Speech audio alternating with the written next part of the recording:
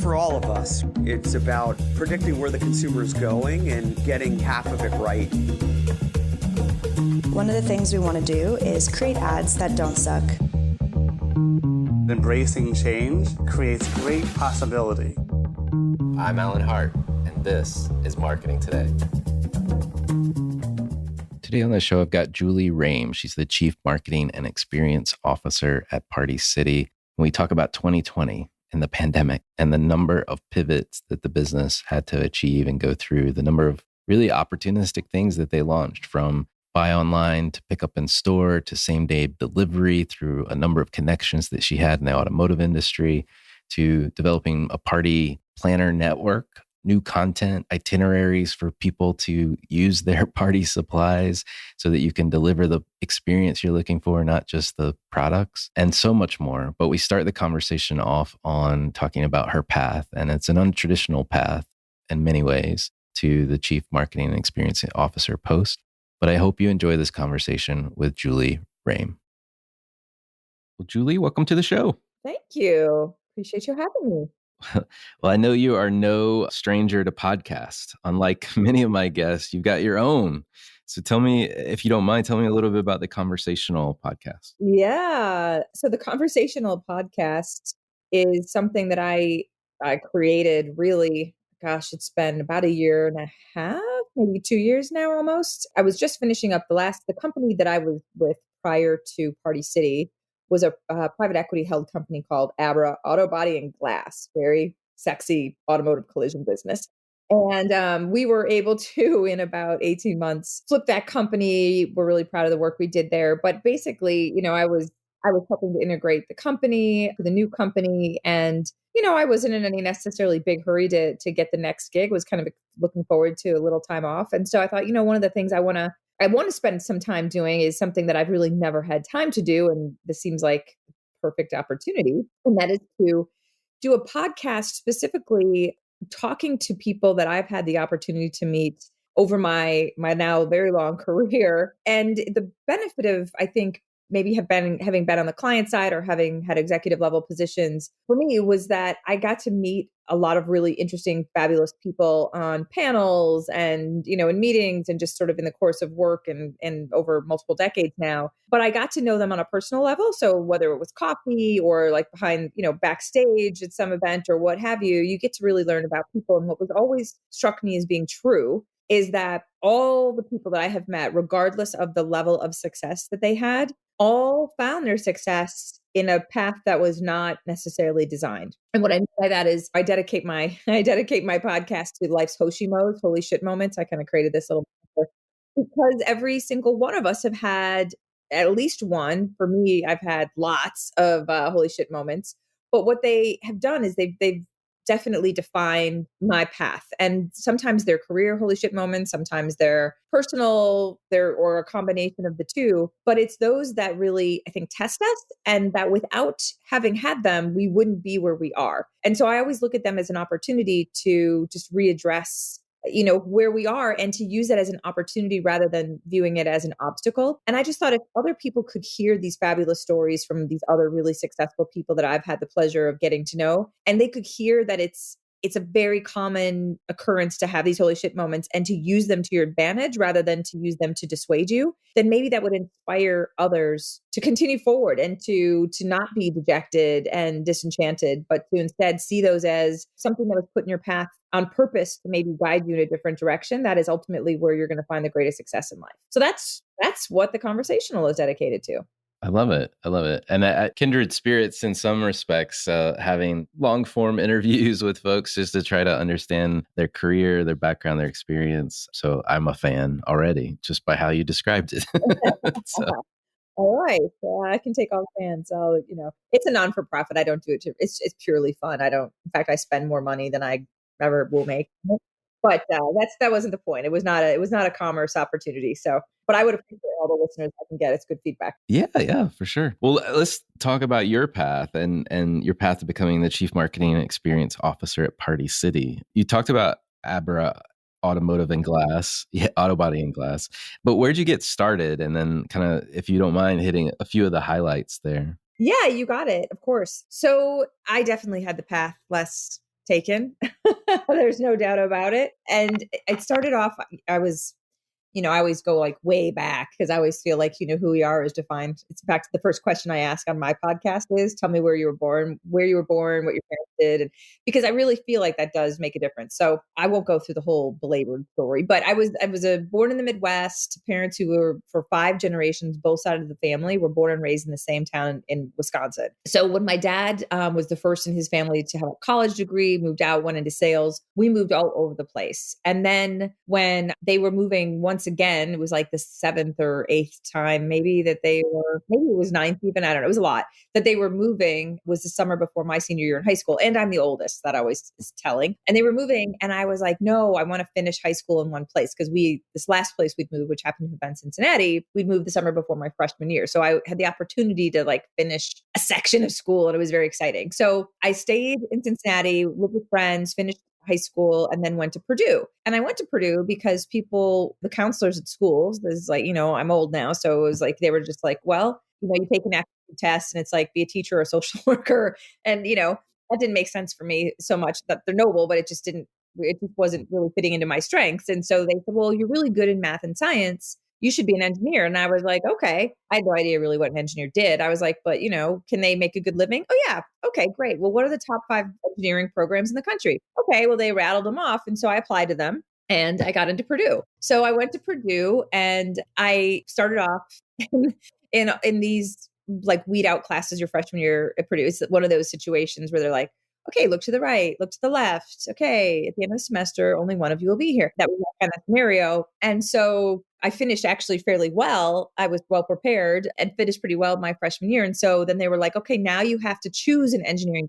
So like that was like engineering 101. Now you have to choose. And I was like, well, I don't know. So I chose civil engineering because civil engineering has like 8 different disciplines beneath it. There's structural engineering and environmental engineering and hydraulic engineering and geoengineering, like all these different. So I thought, well, I'll do that because that still buys me more time to figure out what I wanted to do. And so I ended up majoring in environmental engineering and my grades were such that I was offered an opportunity to join the CoOp program, which was you had to give up every other semester of your career, of your college career to be going to work for the same company. So your undergraduate career would turn into 5 years instead of 4. And obviously you'd be thrown off the sequence with your classmates, which was kind of a bummer, but I did it. And I worked for Bristol Myers Squibb. So of course, then after, everybody in classes being scared because it's, only 1 out of 3 of us is going to make it, it was really the decision of, well, what do I do now? So I actually did pretty well, but I finished the freshman year doing pretty well. And then they make you choose, well, what discipline are you actually, what engineering kind of, there's mechanical, there's chemical, there's civil. What are you going to actually do? And I was like, I still didn't know. Like, I don't know how anybody, I think it's crazy to put so much pressure on kids. I just certainly didn't know what I wanted to do.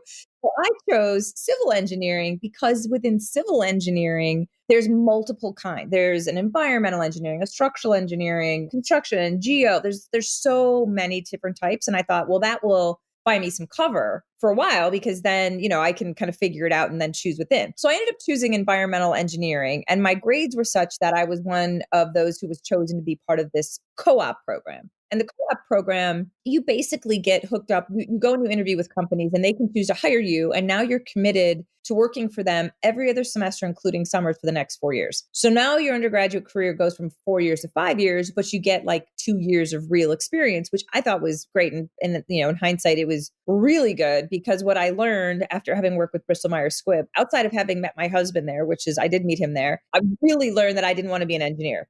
I could do it was fine, but I was kind of bored with it, not because it was easy, but because I just wasn't stimulated by it. And I really love being in the meetings that had the business people in them. And so I thought, what I'll do is I'm going to follow that same formula that got me into the engineering program. I'm going to try to get into the best business school programs. So I applied to the top 5 business school programs and I ended up getting into the University of Chicago. And so, of course, I go ahead to the University of Chicago straight off my engineering degree. And I'm thinking, what does Chicago do well? They put out like the finance gods of the world who all become investment bankers and they retire at 30 with their own private islands. That sounds like the job for me. So I started to take the finance classes. And of course, the first like quarter in or semester in, I was like, oh my my God, I hate these finance courses. They make no sense to me. I was very used to formulas, and formulas predict things. And then they tell you the stock market, and it's like all this theory, and you're like, oh my God. Like somebody give me a math problem, so I just couldn't do that. So I started to take strategy and negotiations and marketing classes. And one was this class called New Products Lab, where they take you as a team. There were 7 of us, I think, on the team, and you are assigned to a company. Brilliant, really, on the part of University of Chicago, because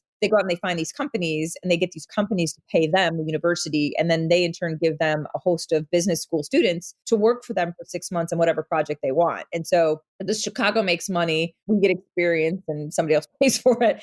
So American Airlines was the company I worked for, and did that for 6 months, kind of in their new business area and in their marketing area, which was really, really fun. And they offered me an internship. So I stayed and was there for the summer, interning as well. And that was super fun. And by the time I finished with that, I was like, okay, so this is good. I love this marketing thing. And so when it came time to for a final job, that was an option for me, but I ended up choosing Ford Motor Company because Ford was like, for me, it was a perfect match. I could be strategy, I could be marketing, but I could do it in an environment that was a bit more quantitative, operationally and manufacturing driven, which kind of suited me. So I went there and was there for 7 years. And probably the biggest, I did lots of things, helping set up Ford Motor Company in Korea. And, I kind of was a sponge attitude, but the job that was most sort of interesting and exciting there was launching the Ford Focus in the United States for the first time back in 1999. So now you know just how old I am. And so it was a pretty fun job, and we did things totally different and out of the box, very digital. And then 99, nobody was doing big digital anything. And so that's where I started to get the taste for this sort of out of the box, different way of thinking about marketing. And then in 2000, Daimler-Benz, the owner of the Mercedes-Benz company, bought Chrysler. And they in turn pulled this guy named Jim Schreier, who's a longtime mentor of mine, over to be their head of marketing, sales, and service. And he in turn pulled myself and another person over. And I was running Dodge marketing for a while. And we created that Thing Got a Hemi campaign. And I created the Dodge Grab Life by the Horn. It was Dodge different before the campaign, for the whole brand. And then by that, a year and a half later, I was CMO for Chrysler, Jeep, and Dodge, and did that. And I was, there for 5 years after having been at Ford for 7 years. And it became clear that I was at sort of the top marketing job in the company. And I was not even 35. And so I was like, what do I do? If I don't get out of auto, I probably won't be able to get out of auto and ever, because you kind of get pigeonholed in an industry if you're in there too long.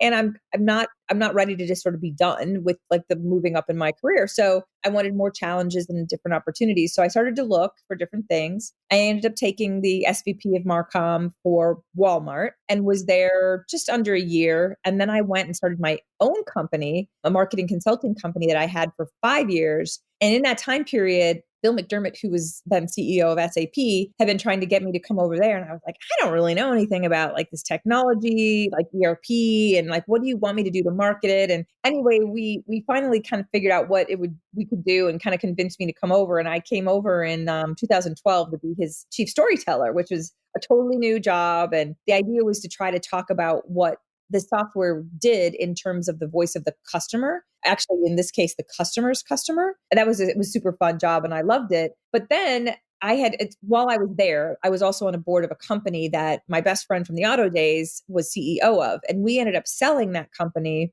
And she, of course, was scooped up immediately because she's an amazing rock star. And she went to be CEO of Abra Auto Body and Glass. And she reached out and she's like, Julie, of course, the next logical step in your career of all these really great titles is to be CMO of Abra Auto Body and Glass. Everybody, of course, has heard of that, not. But what was exciting about it was, of course, the people that I could work with. So it wasn't just Anne, it was also this other group of people that either I had worked with before or was 1 degree of separation. And there's something about one of my lessons of life is strategy. Culture eats strategy for lunch, and culture is the most important thing. And if you can just do, even if it's not the best thing in the world, if you can do it with people you love, it's far more fulfilling than to do a job where you might really love the job, but hate the people you work with, or just don't jive with the people you work with. And that's a miserable experience. And so the culture piece was a big sell for me. And it didn't hurt that I really thought that this was a Harvard case study in the making, because if you've ever had to take your car to a body shop, I don't mean a Pep Boys, but I mean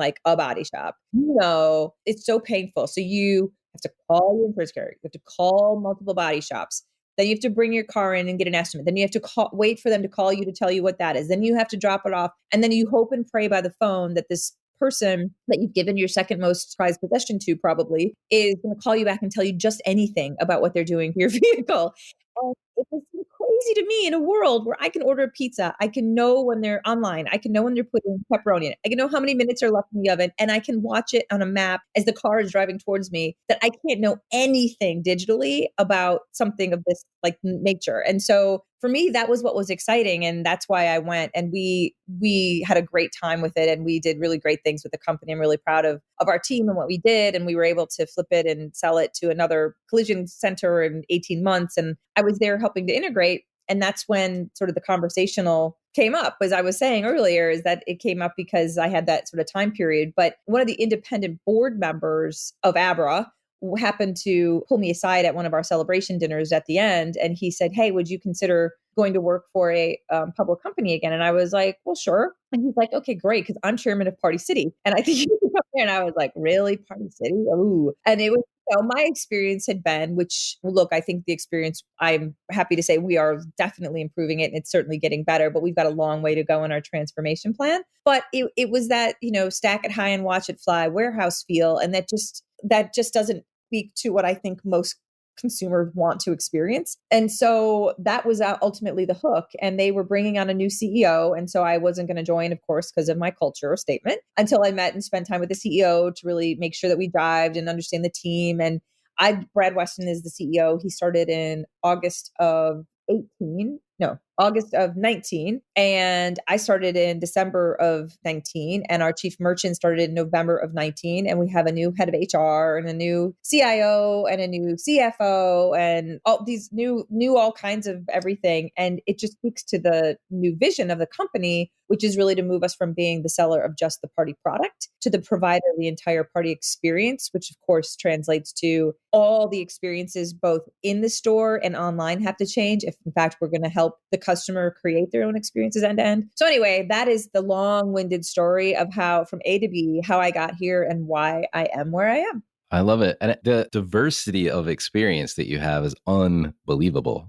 Like engineer to finance to marketing across many different industries, successful in every single stop. I mean, like, it's amazing. Look, it always looks good on paper. Of course, there's bumps always along the way. Not every moment was super successful. I've had my, as I mentioned, share of Hoshimos in my life, but it is those that really help to define, I think, how you make choices. And it's the reason why, when people ask me if there is one piece of advice you can give anybody starting out in business, what is it? And, I think there's trust your gut instincts because it usually doesn't fail you if you just really are in tune with that. But otherwise, my written statement is culture eats strategy for lunch. Culture, culture, culture. Look, once you have enough skills, training, confidence, there's not, it doesn't mean you're going to be the best at everything, but you can do just about anything. And if you can't do it, you probably know somebody who can to help you. There's ways to get things done smartly. What's very challenging to change is culture, is the environment you work in, the people that you work with, and just their kind of personal culture. And so for me, that's sort of the kind of the why I think I've had success where I've had is really the places where I've really shown were really because of the environment that I was able to work in. Gotcha. We have a large group of listeners, obviously, in the U.S. that probably know and understand Party City. We have some outside the U.S. Can you just briefly describe kind of the scope of Party City? I know you're a retailer, but also you manufacture, and there's a vertical integration element to what you guys do as well. Yeah. And actually, most people in the U.S., I don't think know that, actually, even though this is where we have the heart of our retail. Yeah. People are always surprised when I tell them, but yes, so Party City is part of Party City Holdings, Inc., or PCHI. And the company is made up of, there's a few of the entities that are particularly the biggest elements. Obviously, Party City Retail, we have about 750 retail stores. So they're kind of big boxish. They're not as big a box as many of the big box, but there's sort of that kind of thing, sometimes standalone and sometimes in kind of in those strip malls types of thing. That's the retail side. And then we've got the manufacturing side and the wholesale side. We design, produce, manufacture roughly 80% of what we sell inside of Party City. And it equates to, like anywhere between 40 and 60% of what you might find in party aisles inside of other retailers. So we've got a pretty big presence, and our biggest presence is in balloon. So we own a company called Anagram based in Minneapolis that is the world's largest producer of Mylar balloons. And for those of you who don't know the difference between a Mylar balloon or a latex balloon, Mylar balloons are like those big foil balloons, the printed colorful. When you put helium in, they last really long. And the latex are they're kind of rubbery feeling that, fill up. They don't last as long, but those are latex balloons. So we have owned the largest Mylar, so the foil balloon company. And we, of course, sell more balloons at Party City than anywhere, but many other people like grocery stores and places like that who sell Mylar balloons, most of them probably source them from Anagram. And then we've got manufacturing, costumes, plates and cups and things like that around the world. But that's largely what PCHI is encompasses. Awesome. That's perfect. So 2020, we're in 2021. We crossed over this year in our discussion, but 2020 was a challenging year. How did you guys reinvent yourselves during that period of time? I mean, because you're all about celebrations. At least I think about it, right? You're all about the party. Yeah, well, party and pandemic are not synonymous. Are you kidding? Right? Well, I definitely party in my house by myself, but it's a sight to be seen.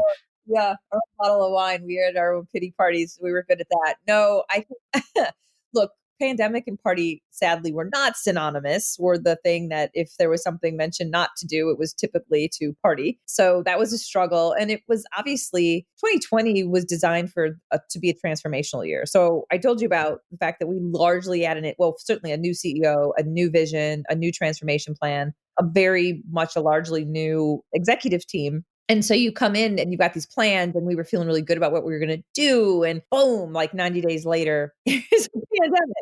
And so as a team, this kind of goes to that culture piece. What I love about working with this team, I mean, it suits me really well, is that we're all kind of I say a fail fast forward. There's never an intention to fail, but what I mean by that is it's always a sense of let's think it through, let's be smart, but let's not, measure 1,000 times and cut once. Let's go for it and let's learn. Let's test and learn. And so we decided to do that and use the pandemic as an opportunity instead of just, hoping to survive it. We really wanted to thrive during it. And so we had built plans, of course, along this trajectory to get to providing the entire party experience. Meant we of course had to up our services like curbside delivery, like same day delivery, which we'd never had. And so we stood those up in the midst of the pandemic. In fact, some of my auto day became pretty beneficial in that I was able to call the Hertz team that we knew. Of course, when you have a collision company, you have to have rental cars for your customers. So I knew the rental car people pretty well. And of course, during a pandemic, they're not renting a lot of cars and they didn't have people who were being terribly overly utilized. So we struck up a unique business model where they were going to be doing same day delivery for balloons and party supplies. And within 8 days of me making the first phone call, we were making our first delivery. Now, it was wildly manual, totally imperfect, but it was totally the right thing to do. And of course, over the next couple of months, we started to create an automated system, integrate it into chat, and just a lot of the things that you would expect from a grown-up same-day delivery service. And we by no means are perfect. There's so much to learn, and you see that from other retailers.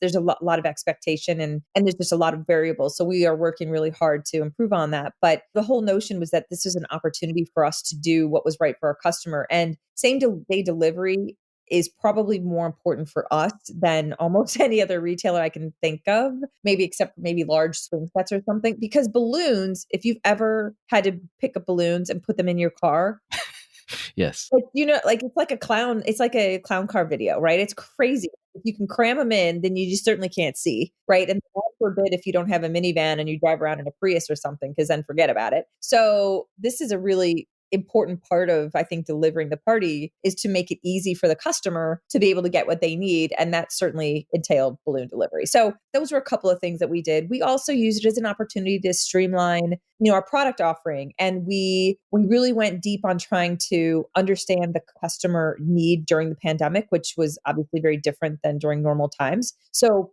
the virtual birthday parties and birthday parades and graduation parades all have become part of our lexicon. Well, you have to have packages to make it easy for the customer to be able to do that. And for us, it was more than just saying, okay, look, here we've got a great birthday car kit or a great graduation car kit. By the way, I have a 2020 high school grad who had to have, we had to live through that whole create the personalized signs and balloons and the streamers and all that stuff, which luckily, because of Party City does all of that, it was very timely for me. But you still had to create those kits to make it easy for people to go online and find it all put together and then to buy it. But we learned that more than just being able to provide that whole package of the party stuff that they would need was trying to provide the inspiration of different ways that you could use it and also how-tos and sometimes even shopping lists. So for the birthday party, for example, we not only created special virtual birthday kits and you can change based on do you want Spider-Man or do you want Frozen or do you want 6 people or 12 people, whatever. Of course we did all that, but we also then created these itineraries so that it was all right, how to do a Zoom birthday party. Here's how to, here's downloadable games so that when they get on, then you can use these games and you can all interact and play together on Zoom. And when this kit comes to you that you order from the site, here's how to package up each favor bag. And then you go and you drop them in the driveway of each of the guests. And then the guests can pick them up. So you had to figure out how to do this in a safe way, but that would still sort of keep this party alive. And so we were creating that. We did the same thing for, of course, grad and anniversaries. And then summer hit, oh my God. And then summer camps, parents were flipped out because, oh my God, now the kids aren't in school. I have a job and I can't send them to summer camp. What do I do? So we created these camp itineraries. So you could literally download a full day of activities and itineraries. And then, here's a shopping list of the things that you had to do to help to feed that. And some of it, you didn't even need stuff. You just, here's an activity. So we did that as well. And we were able to do that because we brought on a team of influencers during the pandemic. And the influencers they weren't just, okay, they're great, they've got a lot of followers. We chose influencers who spoke to our target audiences, but who also had sort of event experience, who were, whether it was professional or just personal, they were the kind of person in the neighborhood where everybody goes to when they have to put on their party because they're the best at figuring out how to put on the best party, right? Those are the kinds of influencers that we got on board. And we created this thing called a Joy Squad. And we created an area on the site where people could go and they could literally chat with Joy Squad members and they could look at the Joy Squad posts and the images and be inspired by that and then click to be able to get everything that Joy Squad member had used to put together whatever they were showing. So we leaned in heavily that way to the social, the influencer, the how-tos, the video how-tos, the free downloadable content and itineraries and things that just really truly spoke to making joy easy. I mean, at the end of the day, that is what we were here for. And, now that, knock on wood, somewhere banging on my own head here, that we're going to be coming out of the pandemic, we're really hoping for a lot of pent up party in people and that it'll go being a bit more of the traditional party. But I think what we're going to find is that let's circle around to graduations again this year and let's hope and pray for those kids that they're going to have a graduation where they can all be in the same gym or whatever together. I still think, from based on what we've seen and heard, that they're going to combine sort of the traditional grad elements with some of those cool new things that happened in 2020 out of necessity, like the parades and the banners and all those kinds of things. And so, look, I'm a glasses half full kind of person. I think there was a lot of positive that came out of what could have otherwise been seen as a total drag, especially in the party world. Yeah, no, and the number of ideas that you guys just rolled out to market, I mean, it's uncanny. I mean, the same day delivery with Hertz in 8 days, I think, if I heard you right, that is amazing. Well, and to your point, I think you've created potentially a whole new category, right? Which is this parties at a distance. And even in normal times, you've got, folks that can't make it to your party for whatever reason, or your celebration, whatever you're trying to celebrate. And now we have a language, if you will. I'm using that as a metaphor. We have a language of how to celebrate with people that aren't in the same room with us, which is kind of interesting too. 100%. No, I like I said, they think there is a silver lining to all this. Like I said, whether it's the parade or exactly to your point, like birthdays and you can't always afford to fly for everybody's special event. And the other is that what we were trying to do is to see celebration around every corner. And what I mean by that is, other than just being self-serving for Party City to, want to celebrate everything, is that it really seemed that at this time period, we needed to help people find reasons to celebrate and be happy. And so this is why the balloon delivery we thought was really important, because you could send flowers to people. Of course, you can send candy, but a balloon is a little unexpected. It's very affordable. And, I always say I defy somebody not to smile when they're handed a balloon. It's like an impossible thing not to do.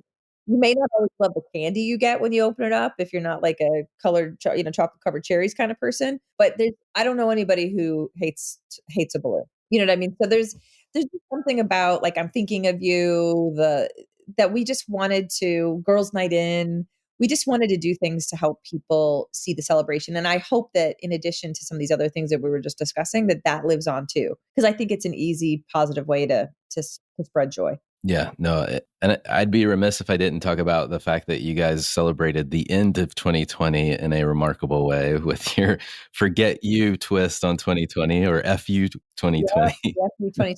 It's very funny. So I got to give Sean Thompson, he's our chief commercial officer, chief merchant, who gave the green light for that early on and came to me. He's like, "Do you think we could do?" I'm like, "Oh, dude, we are going to rock this. This is going to be the most fun. You are talking to the right girl for this." I love this kind of thing. Anything that stands out in a crowd of just a different way. And especially something that I think is so viscerally taps into a truth, which is what everybody was thinking and feeling for this New Year's Eve, was just like a godsend. So look, if the product wouldn't have been there, the marketing would not have been as fun. But what I loved is we were able to use a ton of social, videos and media to really bring all the stuff, the entire set of merchandise to life around the FU 2020 stuff. We even had a video with CeeLo Green, that FU, forget you too, right? The whole thing. It was cool. So he did a little bit of a clip with us for the FU 20. Just great stuff, and I think it touched people exactly. And we were not trying to be vulgar. And that's why, it's Forget You 2020. If people wanted to take it their other way, that was up to them. We were all about Forget You 2020, and it was done tastefully, and it was just fun. And it turned out to be very successful. So maybe it'll hang around depending on how the rest of 21 goes. Right now, I'm kind of ready to forget 21 so far too. I imagine it will hang around. Now they shut down travel again to Europe. I'm like, oh. So exactly. Well, and one of my favorite, to your point about a common truth, like everyone was feeling the same way. Like one of my favorite ads that came out over the last quarter was the Match.com Satan in 2020 match that was made. Ryan Reynolds just nails everything that he does, apparently. But that was awesome. He's a riot. He is funny. As we think about 2021, you talked about some of what you expect 2021 to look like, which will be kind of a hybrid, right? Of hopefully people celebrating in real life with people that they love and want to celebrate with. But also there's probably going to be a little bit of a mix. What are you thinking about? Like, what are you seeing in terms of customer trends as you think about 2021? So we're seeing a lot of people are planning to do redos. So you think about birthdays, graduations, some of the anniversaries. I had a big anniversary and a big birthday over pandemic. Kind of sucked, my son graduated. All of us can relate to that. And so I think it'll be like the +1 version of it. People are going to look to blow out. So I think that whether it's a redo or it's just a bigger version of maybe that celebration this year, that's what we're seeing and hearing a lot of. I think some of the other data that we're getting back is not unexpected, in that people are expecting to continue to have the event be a bit smaller to start until there's a greater comfort. So maybe by the time we get to, around to Halloween, things will be, knock on wood, wide open. But until then, I think there's a lot of, and I think it's caution and as it should be, until we can feel good about being together and the vaccine can get rolled out in a greater number. But in general, I think that we're looking cautiously optimistically for the rest of the year. Like I said, a little of that pent up party, I hope, gets unleashed, especially the back half of the year. But until then, the nice thing is that there's certainly pandemic fatigue. There's no doubt. I think that there's a little bit of virtual party fatigue because people just are jonesing to get together. But I think there's a lot of what we've been able to create that makes that virtual party feel lively and real, or the celebrations. People are really, they've used that decor element to a much greater degree since the pandemic started than ever before. And I think it's because also we're stuck in the same surroundings. And so jazzing it up or just doing something different looks and feels good. I think it's why like the home improvement industry has had such a boom as well. But I think the same is true for simple things like decorations and balloons and plates and favors and things that, for the Super Bowl or for the playoff game or Mardi Gras or what, I mean, I think that even though it may not be done in the traditional way, people are looking to celebrate again, just to break up the monotony of the homeschool, homework situation. Yeah, no, it makes sense. And if you think about like you could react to your marketing or just marketing in general, how do you envision marketing in 2021? I guess is my question. Like, what does it look like? I think the pandemic certainly, like the world was largely digital anyway, but I think there's no doubt that the whole world has gone to, online shopping as the primary factor. It doesn't mean people don't want to go to brick and mortar or that they're not going to, but the role that digital plays in the shopping journey has just escalated by a large factor, as have these services. The curbside, the same day, the buy online, pick up in store, all those kinds of things have just skyrocketed. And I think those things will continue because now they're a convenience, right? It's not a necessity. It's still a little bit of a necessity, but it's not as much of a necessity anymore. It's just a convenience and an expectation. And so I think that those kinds of things will stay. The digital world is just, it's not like it wasn't front and center, but it is acutely so now whether it's in store, and like a scan and go, or like I said, the different ways that you can get your product to you, or whether it's online.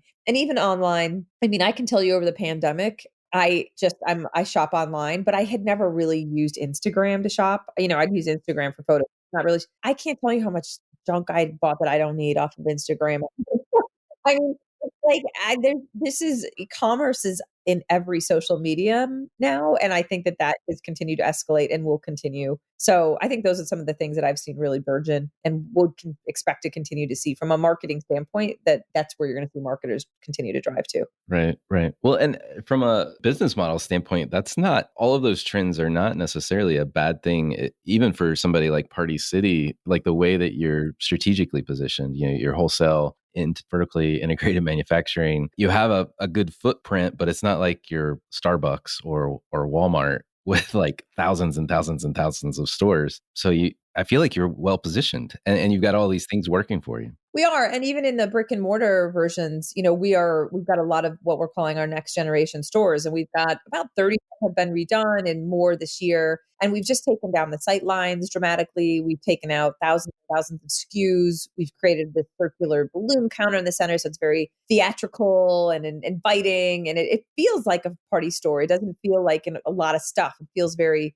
fun and engaging. And so even it's forced us even though maybe we don't have as many, 750 stores to me still feels like a lot of stores. That is a lot of stores. Don't get me wrong. Yeah, some people still want to shop. They want to go and see it all and touch it all. And look, there's candy and it's a fun store to shop in if you're going to go shopping. And so it's important for us to actually live up to that expectation. And so these next gen stores that we are converting to, I think are going to meet that mark of customer expectation. I think that's going to continue to be the push too, that you can have the digital swing is there for sure, but you can have brick and mortar. It's just that the expectation of that brick and mortar experience, I think, has been upped. Yeah. Yeah. No, I think you're right. And some of the things you talked about earlier about like the kit ideas, the content that you're creating along with the supplies, if you will, the merchandise, I think that goes a long way too. Yeah, we've got party planners now too that we've hired. They're actual party planners. They're virtual, they're in person. And so they're there most people think party planner. They're like, I could never afford a party planner. Why would I spend that money? It's like ridiculous. Well, this is free. So you can go on, you can chat with them and they can help you. Because some people are paralyzed with like, oh my God, I have to have this birthday party or I got to throw this dinner party, whatever. I don't know what to do. And we know that that's part of the difficulty. And again, it's part of the making joy easy mantra that we have. These party planners play a big role too. So that's kind of that intersection of the digital and the physical. And I think the ability to have it either way is what's important for us. That's what we're really striving for. If you don't want to meet in person, that's fine. Do it digitally, FaceTime or chat. But if you want to meet with somebody one-on-one, you can. We'll schedule that for you. I love it.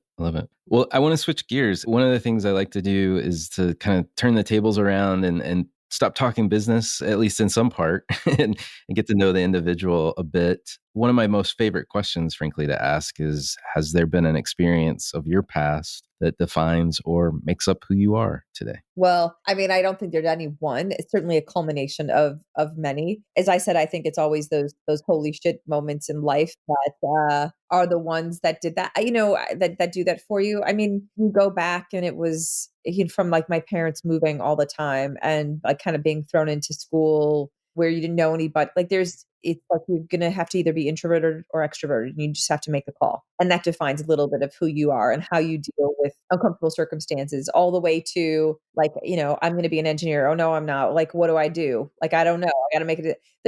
I could go through and if we were to map my life, I could show you these peaks of like stress and decision making, and had I chosen differently, my whole life would be totally different. And so, you go all the way to career, and then the choice for Walmart, which was not a great choice for me. I mean, I learned things, but it was a bad culture fit for me. It's like know yourself, and you have to know yourself and the kind of environments that you're going to thrive in. And that wasn't it for me. And so, that was a huge, difficult lesson to learn. Going on my own and being an entrepreneur, the most scary, frightening thing I've ever done in my life. Cause I was the breadwinner of the family and 2 kids and private school, like what do you do if that doesn't work? It's totally, you don't have a backup. Like you don't have a backup plan. It's like, oh my God, it's like sink or swim. But it was a huge move for me and I loved it. I learned so much. And again, without that, I wouldn't be where I am today. And so I'm not one for regrets. Doesn't mean I wouldn't do things differently. No, I would for sure do a ton of different things differently, but there's no point in like burning energy on regret. And so I just look at all of those as just tipping points that led me to where I am today. And I like where I am today. I like what I'm doing. My kids are healthy and happy, and,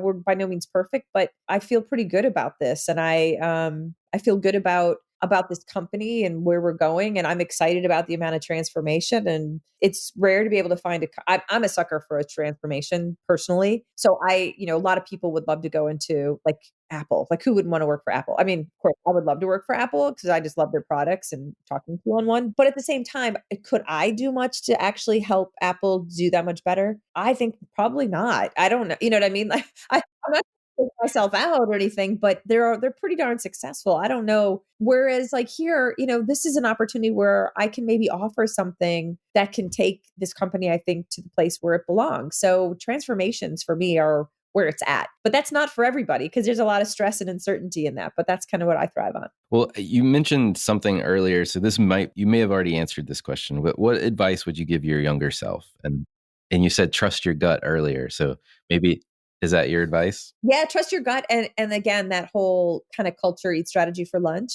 I think especially when you're young, I know for me, look, I grew up in the 80s. And so that was the Reagan rah-rah, like, materialism rules era. So it was all about finding the job and making the most money. And you make choices based on that, like getting ahead. And look, I'm still all for it. I'm still all for people getting ahead and being ambitious, but there's a caveat, which is there is a price to pay if just doing that at all costs. There's always nothing ever is quite that easy. And so for me, I put, like I said, this culture piece first. It's happiness is a price that I don't have a tag for. So I want to make sure that I'm going to be happy in the environment I'm in. And if I can do that, then I think I'm going to be successful. Success, I think that's the other thing, is the definition of success when you're young tends to be very quantitative. And I would suggest that after being on this planet for 50 years, it's qualitative. Exactly. Well, I have a silly question for you. Has there been an impactful purchase of $100 or less, say in the last 6 or 12 months? It's not 100 or less. It's probably closer to like 200-ish. It's the Barabee weighted blanket. These weighted blankets. Okay, so there's a company called Barabee, Earaby. They sell these weighted blankets. I recommend the Velvet Napper. It is the one I got. I got one for each of my boys. I have a 22 and a 19-year-old, 2 boys, one of each age. I got them and they're big. One was a football player, one's a volleyball player. So I got them the 25-pound and the 20-pound weighted one each. And I got myself a 15-pound one after Christmas when I had gotten them theirs. And they were like, they just didn't get up. They laid there. I was like, okay, there's something to this. So I got one. And I brought it up, like my husband's like, what are you doing? I'm like, I have to lay under so I like on my half of the bed over the comforter was this weighted blanket. And he's like, you didn't move. You were like dead. I'm like, oh no, it was the best sleep ever. So, there's something towards like quality sleep because as much as maybe we're all getting more sleep because we're at home, I'm not sure that it's all necessarily more restful. I think there's a lot of stress in people's lives, and that weighted blanket is a game changer. I love that idea. I have a weighted blanket as well, and I 100% agree. It's like crazy. But my wife, it drives her crazy. She tried it once and she's like, no, I've got to get this thing off of me. I feel like I'm going to suffocate or something. So, Well, they say that though. You like some people, you have to like use it for 3 nights in a row and then you get used to it. I was immediately taken to it though. So I didn't take me 3 nights. no, me either. Immediately. Well, 2 last questions for you. More on the marketing front. Curious if there's brands, companies, or causes that you follow or you think other people should be taking notice of. I think everybody should take notice of Party City. That would be my favorite. Of course. But, other than that, you can't help but wonder as the world shifts, you're looking at pharmaceuticals and what about pharmaceuticals? And then you're looking at all the conspiracy theories of like, well, who's trying to steal our data? And so there's like the tech and the cybersecurity companies. And these are the things that are not in my purview, but that I kind of watch, because I don't understand them or know them as deeply. Because I do think that, as we think about the world ahead, those are going to be pretty interesting. Pharmaceutical for healthcare, cyber security for just protection of people's data. Now they're talking government about, just there's just so much about big tech, right? Big tech is a big topic one way or the other. And then lastly is, the environment. I think I was really struck, and you kind of knew it would happen as they were looking at, 2020, what happened? And it was like, carbon, guess what? The carbon emissions weren't really high in 2020. I can't imagine why. Driving, there was no airplanes, of course.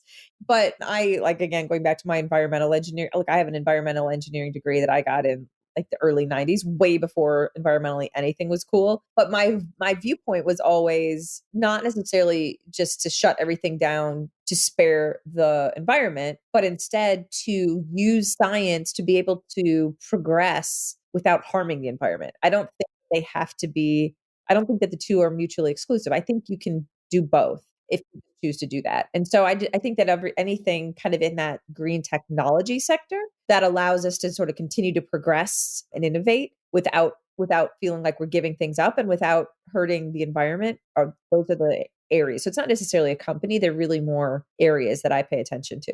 And city. Yeah, no, that makes sense. I mean, the cybersecurity and the security piece, or even the conspiracy theories that run rampant. I hate to say this, but like it's marketing in and of itself. So it's kind of interesting to see which ones are successful and what they're doing. I actually have a guest coming up after this episode at some point, and I've had the company on before. It's a company out of Austin, Texas called Yonder that tries to apply AI technology to understanding the conversations that are happening in the social environment and to try to understand how messages or certain types of thoughts get amplified and how they become essentially quote unquote viral. I hate that word, and they do too, but that's the idea. It's interesting. I don't understand it either, but I'm trying to watch it. Yeah, I think there's a lot to learn from it. So it'd be interesting. Yeah. Last question. What do you feel like is the largest opportunity or threat that marketers are facing today?